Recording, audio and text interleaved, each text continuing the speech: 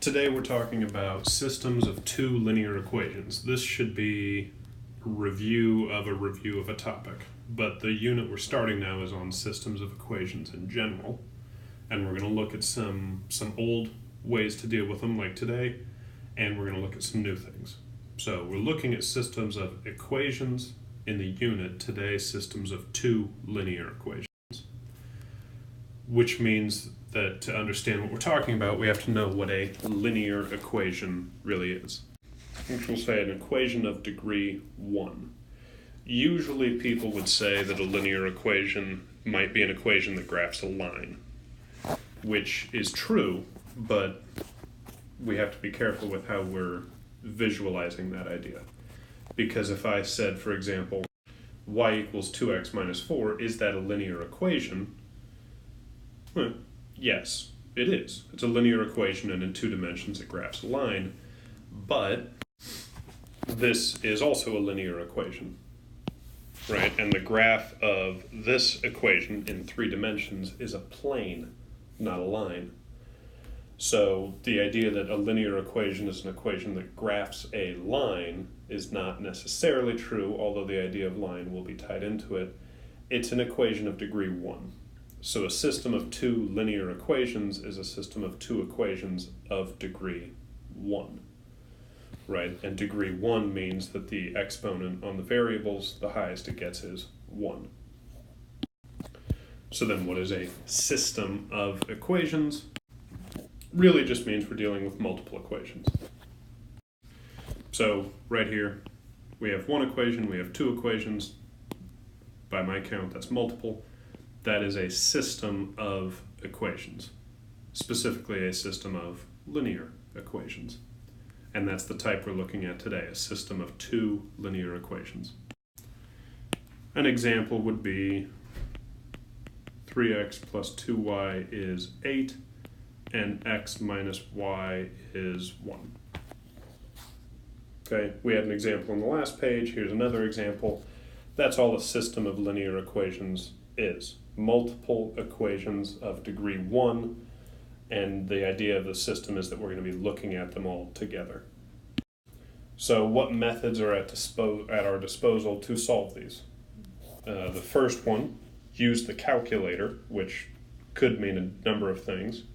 We could approach it graphically. What that means is that you're going to graph two lines and find their point of intersection. So there's a graphical approach. We can also use substitution. We can also use elimination. So there's graphical, there's substitution, there's elimination, there's the fourth method that sometimes works, sometimes is fairly inefficient, which is just a guess and check. You just plug numbers in and see what's happening. But all of these methods, this graphical approach, these two are algebraic approaches, this is a more numerical approach. All of these are looking for the same concept. The linear equations in the examples we're looking at today, in systems of two linear equations, we're looking at 2 dimensions specifically, which means we are looking at lines. And so all of these methods are finding basically the point of intersection of 2 lines.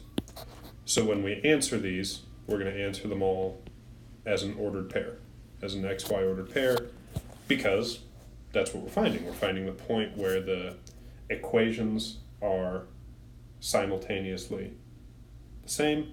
We're finding the point where the lines intersect, etc. So what are the possible outcomes when solving a system like this? We just said that when you're solving a system like this, your system of 2 linear equations in 2 dimensions, you're dealing with 2 lines, and you're looking for the point of intersection. So what are the outcomes in that situation graphically? Really 3 different outcomes. So in each case, we've got a blue line and a red line. In one case, they could intersect at a point right there. In another case, the 2 lines are parallel, in which case they're never going to intersect. Or in a third case, the blue and the red lines are actually just right on top of each other, in which case they intersect at an infinite number of points. So what are the possible outcomes? we could have one solution, no solutions, or infinite solutions. And again, graphically, what that means is one solution, the lines intersect in one point. No solutions, the lines never intersect, they're parallel. Or infinite solutions, the lines are on top of each other, in which case they intersect at an infinite number of points. How would that look algebraically? One solution, you're going to end up with some ordered pair xy. That's how it's going to look. If you get no solutions, then as you solve algebraically, right, graphically, you just see that they're parallel. But if you tried to solve it algebraically, you may end up with something like a 4 equals 7. Right, if you're using substitution or elimination, you may get to the point like this. How often will 4 equal 7? Never. Similarly, for infinite solutions, you may end up in a situation where you get like 4 equals 4. Right, so algebraically, you may end up with something that is never true or something that is always true. In either case, that's telling you what the answer is. It's either no solutions or infinite solutions. So there's the graphical understanding, and then especially for these two, understanding what may happen algebraically. So then here, we want to solve this system graphically. Since we're using calculators to graph, you will need to solve these equations for y. So we get this. Y is 4 minus 3 halves x, and then you solve this one, you get y is x minus 1. Graph both of those in the calculator. So we graph it, and then when you have the graph pulled up, you do second trace to get to the calculate menu. Option 5 is the intersection, and then you should just have to push enter, enter, enter. And it tells us the point of intersection here is the point 2, 1. And we make sure to list our answer as an ordered pair just because, again, we're focusing on the idea that it's a point graphically at which the lines are meeting. So that's how you can do this graphically. What if I want to solve that system by substitution? So in substitution, you solve one equation for one variable and plug that into the other equation. Makes no difference which equation or which variable you choose to solve for, just whichever one's easiest. In looking at these, I'm going to solve this second equation for x, just because I can do that by adding y to each side. So x is y plus 1. Done. Then I'd want to plug that into the first equation, like this, and then solve that equation. Okay, do all that work, I get y is 1. If y is 1, then 1 plus 1 is 2, meaning x is 2. So we have our point 2, 1.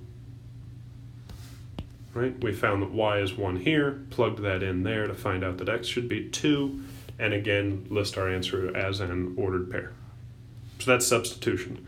Solve for the value of a variable in one equation, plug it into the other one. What if I want to solve by elimination? This is where I can use to my advantage that I can take in a system of equations and add them together. Right, I can take any two, right, which in this case we only have two equations, but I can take any two and I can add them together. I can multiply by something. So I want to look at these variables and I want to add the equations together in such a way that one of the variables is eliminated. So I can see that I can multiply the second equation by 2. Now why am I allowed to do that?